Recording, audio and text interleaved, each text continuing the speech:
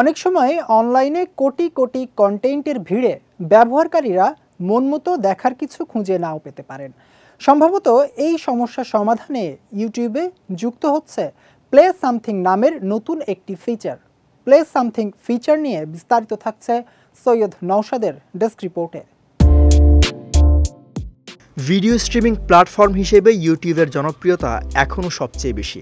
শিক্ষা, বিনোদন, খেলা, সংবাদ, প্রযুক্তি, সাজসজ্জা, রান্না ও ভ্রমণ থেকে শুরু করে প্রায় সব ধরনের ভিডিও রয়েছে এই প্ল্যাটফর্মটিতে।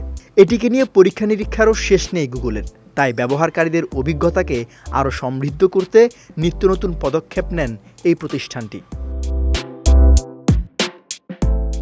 ভিডিও দেখার অভিজ্ঞতা উন্নত করতে ইউটিউব সাধারণত ব্যবহারকারীদের সার্চ ফলাফল এবং ইতিহাস পর্যালোচনা করে নতুন বা পুরনো ভিডিওগুলো প্রদর্শন করে থাকে।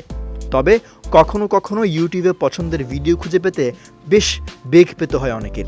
এই সমস্যা সমাধানে প্লে সামথিং নামের নতুন বাটন যুক্ত করতে যাচ্ছে ইউটিউব। প্রযুক্তি বিষয়ক ওয়েবসাইট 9to5-এর এক প্রতিবেদনে বলা হয়েছে, প্লে সামথিং বাটনটির কার্যকারিতা পরীক্ষা করছে ইউটিউব।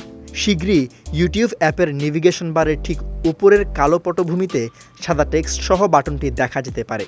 বাটনটিতে ক্লিক করলেই ইউটিউব শর্টস প্লেয়ারে বিভিন্ন বিষয়ে ভিডিও চালু হবে।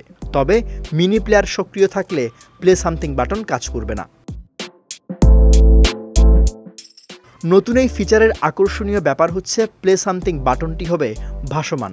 সাম্প্রতিক বিভিন্ন প্রতিবেদন অনুসারে জানা গেছে, অ্যান্ড্রয়েডের জন্য ইউটিউব অ্যাপের 19.50 সংস্করণে চালু হতে যাচ্ছে নতুন এই ফিচার।